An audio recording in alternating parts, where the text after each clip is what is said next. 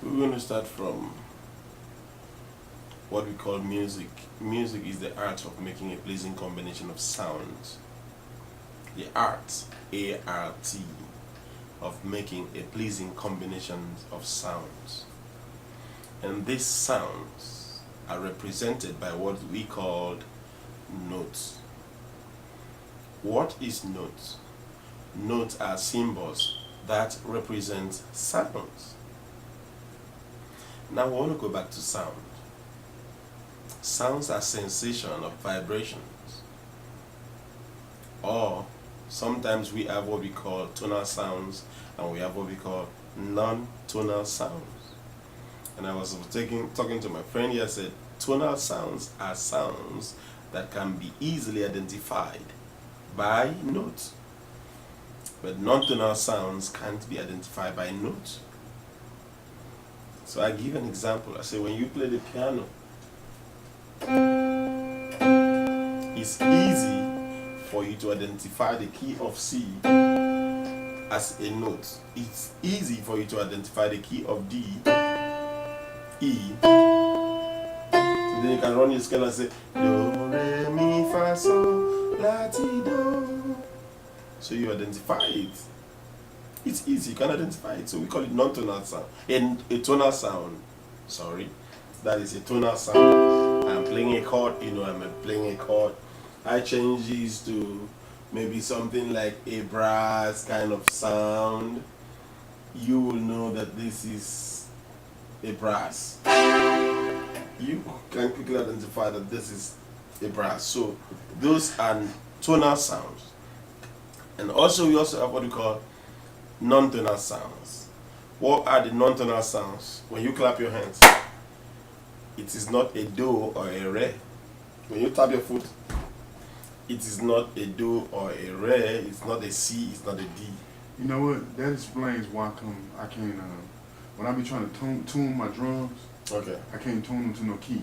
Okay. Because it's non-tonal. It doesn't have a key to it. Yes. You see, drums is a non-tonal sound, instrument. You tune them by ear. But in a way, you can also tune a drum using your key of F. Yes. How do you do that? When you start with your kick, give this F, the lower F. Let it sound alike that, like that. And then when you go to you add C, is the floor tone. Then you go to the next tone, gives you the other higher do, and then your key of A gives you the small tone, and then the snare drums now gives you another C. Yes, when you use that, you can use that to tune your drums too. Yes. That's interesting. Yes. And now, so we went further. After explaining what sounds is, we decided to explain the difference between key and notes, because we already explained this. So what is notes? We say notes are symbols that represent sound. If notes are the symbol that represents sound, some people are confused and say, what is key then? I say key is a code used to unlock a piece of music. When you bring a music for me as a producer to produce, I'm going to ask you to sing first. When you sing the song, I'll quickly get the key as the code to unlock your music. That way it's been written down and say you're singing on C. So when you come next time, you can continue with your C note, C key. And then it doesn't mean that because the key is C, that your song must start from C. It's only the C that is used as the code. Your song may start from maybe you say D or E or G. For example, there's a song that starts from D, but the key is C. So I was telling my friend, I said, let's look for the song. We started with the song that says,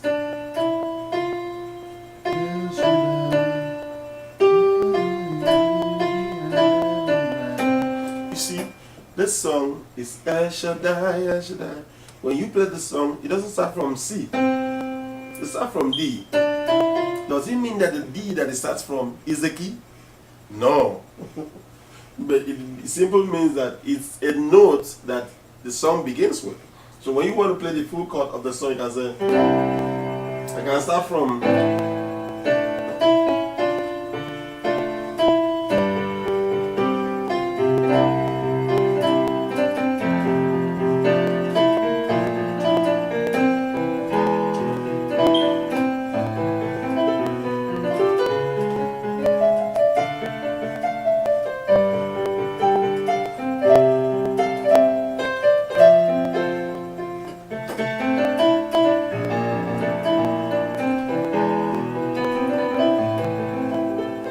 I started from C, but I ended the song with a minor note that we call A.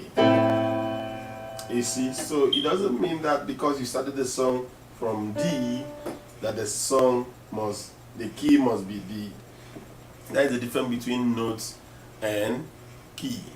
Key is a code used to unlock a piece of music, while notes is the symbol that represents the sound of the particular note you're studying, particular music you're studying with. Okay, now we went further, so okay, let's explain notes a little bit.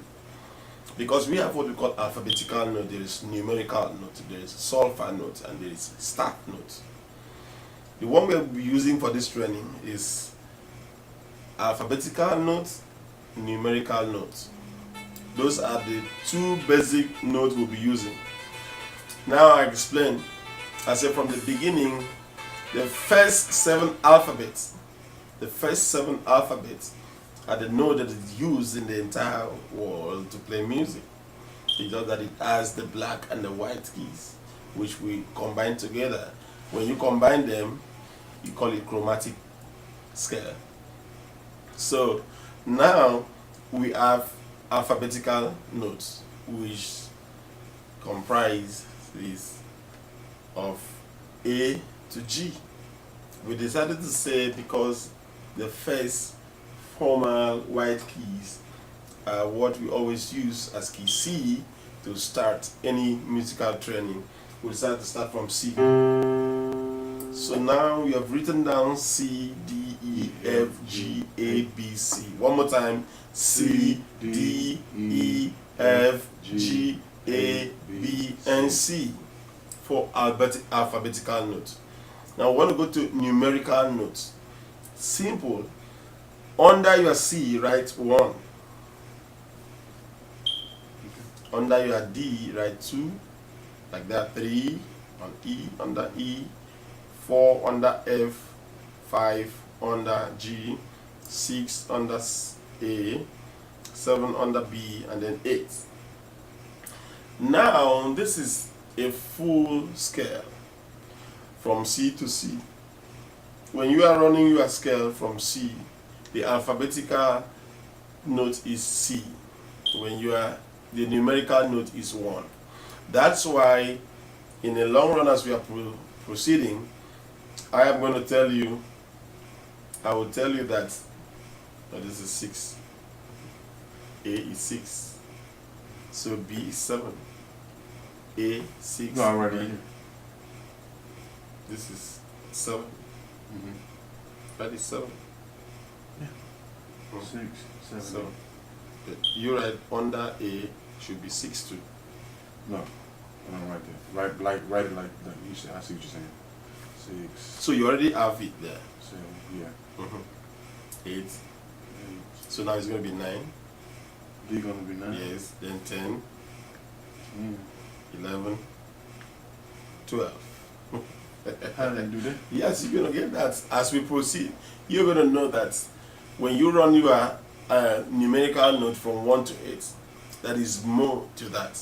That you're going to have 9, 10, 11, 12. And then I'm going to say, play your maybe C, play your C15, play your 15th. You should be able to know what 15 stands for. When I say play your 10th, you already know your 10th is when you are playing surplus and then add it. You are playing your C chord, right? Play your C chord. When you want to add C10, yes, regular C. Then I say play C10.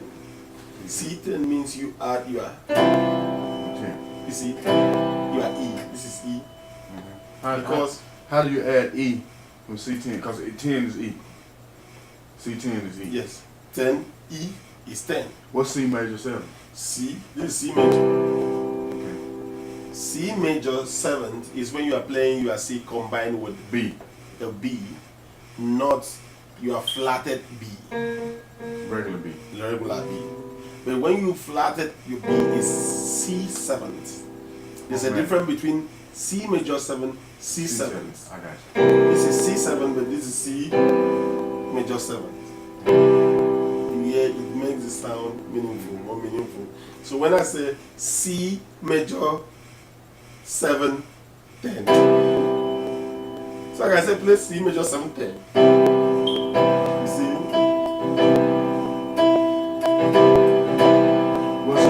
What will you progress from there? I can go to my F, or I can go to my full chord of B flat. How you know where you go from there? It depends on the song. We're getting there though. Yes, we're getting there. That's progression. This is more advanced than what we're doing right now. The question you asked me led me to this. But so we're saying that from when you do your C, it's 1. Because sometimes I may just stay somewhere very far and do you like this. You know that's your first, which is C chord. I do like this, D. I do like this. What is that? 5 is G. Simple, G. So I don't need to tell you, G! Hey! I don't need to shout. I will just do like, bum, ka, ren, ka, F, E. Before you learn, I already show you the notes. So for numerical, I can say, can you play your first? Can you play your second? Can you play your fifth? Can you play your sixth? Play your seventh. You know where to go to. I can say play your major 7, play your minor 7, play your augmented wherever. We're going to go into chords later. But right now we are dealing with notes. So we have what we call alphabetical notes, numerical notes. So you're going to go to solfa notes. Solfa notes, the word solfa comes from the notes, different note itself. Sol, la, fa notes.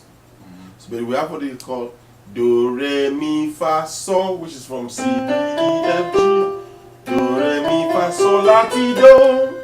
Do, ti, la, sol, fa, mi, re, do. All these will be written down with lower cases. On lower cases, write it down. Do, re, mi. Under C, you write small letter D. D. D, because that is for sulfur notes. Under C, you write small letter, lowercase d. Do. How you make Let me do that for you. So you write small letter D like this. The next one is going to be re, then mi, fa, sol, la, ti, and do. See? So this is what you're going to have when you're writing that down. Ready. Do, re, mi, fa, sol, la, ti, do, down there. That's what you have for the sulfur notes. Okay, but what is do, re, mi, sol, fa? That's the tone, ain't it? Good. It's just like you playing your C, D, E, F, G on alphabet. But on sulfur, you use this do, re, mi, fa, sol, la, ti, do. Because sometimes I may write like, I want to play re, mi, fa, which is El Shaddai. Re, mi, fa. Re, mi, fa. Second, third, fourth. What is your first? D, E, F. C. D, E, F, right? The same way you say D, E, F is the re, mi, fa.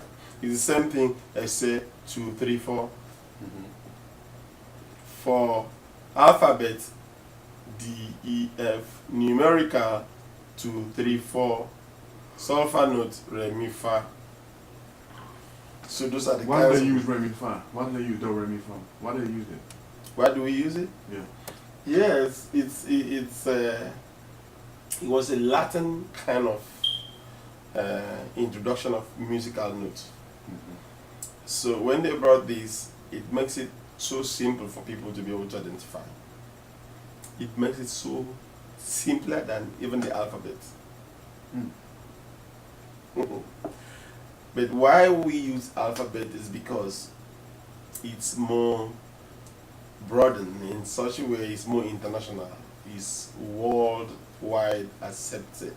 It can be acceptable in any way.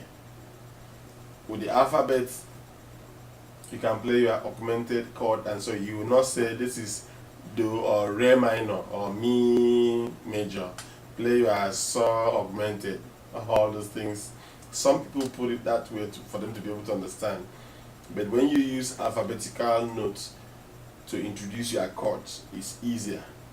Because I can ask you to play C major. You know that the C major is the combination of C, E, and G. When you combine your C, C, E gives you C major chord. Then I can also say play C major seventh. Play your C major. I can say play your C added ninth. How you C added ninth? So you're gonna play the C chord, and you're gonna add D. Simple. So you play my C chord like that. This is D. What's a regular C? What's a regular 3-finger C? You can play your regular C like this with your left hand. You play it with your left. You can also play like this with your right. Right? Make it bigger. Gives you, to make it bigger, I can play like this. You see 1, 2, 3, 4, 5, 6 notes at the same time. Then I want to do my 9. I use this one finger to play this too. Then I want to play my C added ninth, seventh. Add my seventh. C added ninth major, seventh. C added 9 flatted fifths. It's just something that people sit down and they go in, they do research on chords and introduce more chords, depending on how you want it to suit your music. You understand? So I know basically what you really need in your lesson is for you to know more of chords. More of chords is what you want to do, and then I pray the Lord is going to help us for you to be able to go from C. What I'm going to show you today for your practice is going to be for you to run your tetra chord, which is C.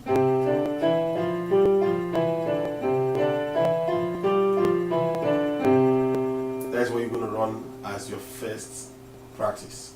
C, D, E, F, G, A, B, C, D.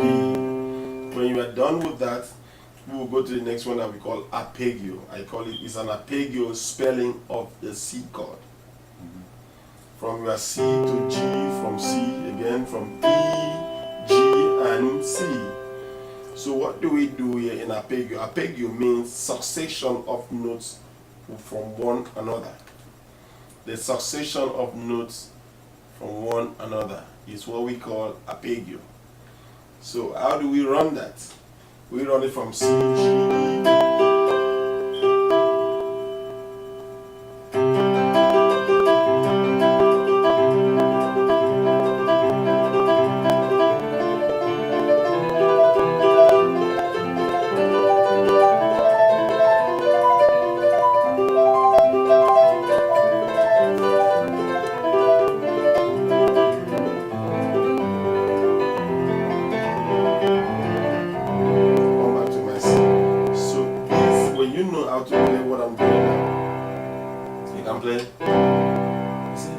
Be lifted up, be lifted up, oh Lord, be lifted up, for you are holy, righteous and worthy, oh Lord, be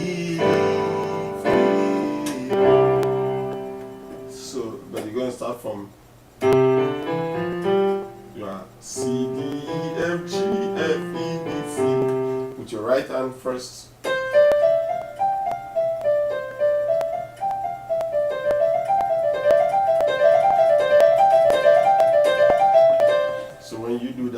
increase the speed, you go to your left hand.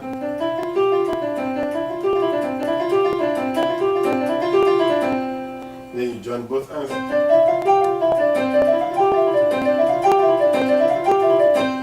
Then we increase, you expand your finger to arpeggio.